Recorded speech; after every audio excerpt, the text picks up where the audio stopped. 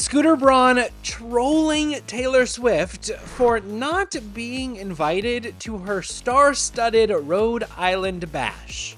I will say this, I think the secret to what we do is when we see something, if we get a reaction from it, I think our goal is to just create that same reaction in someone else.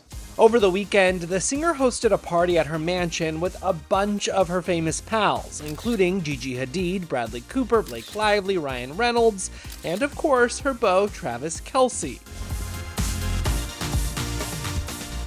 Now, days later, Scooter's stirring up some controversy, hopping on Instagram, jokingly asking, "How was I not invited to this?"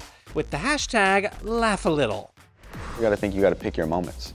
The former music manager also picking the moment to share he finally watched Taylor Swift vs. Scooter Braun Bad Blood, the Max docuseries diving into their feud over him acquiring her masters. This was a battle of titans. It wasn't David versus Goliath, it was Goliath versus Goliath.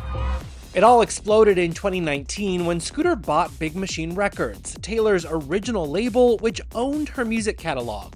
Obviously, as we see from this $300 million plus price tag, Taylor's catalog is a huge part of what makes Big Machine valuable. So they were not going to let that go without a huge fight or payout.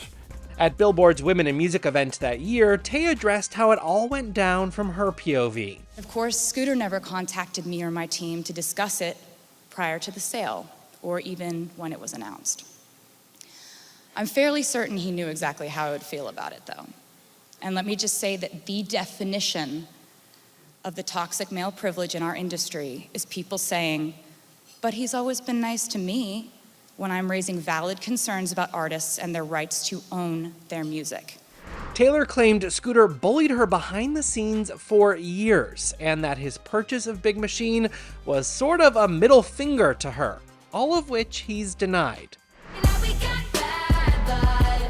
Whatever the case, the Grammy winner announced on Good Morning America that same year she planned to take her power back by re-recording her albums. It's something that I'm very excited about doing because my contract says that starting November 2020, so next year, I can record albums 1 through 5 all over again. So And you'll do that.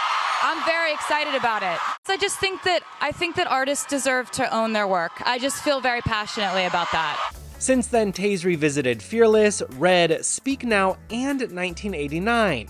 The singer only has 2 OG albums to go, Reputation and her self-titled debut. It was an amazing experience, and one of the things about the whole discussion over music ownership is that this was something that started out as a really hard thing I went through. The fans are the people who turned it into something very empowering, where when they were just saying to me over and over again, "We want to listen to your versions. If you redo it, that's what we'll listen to." So that's all the fans doing.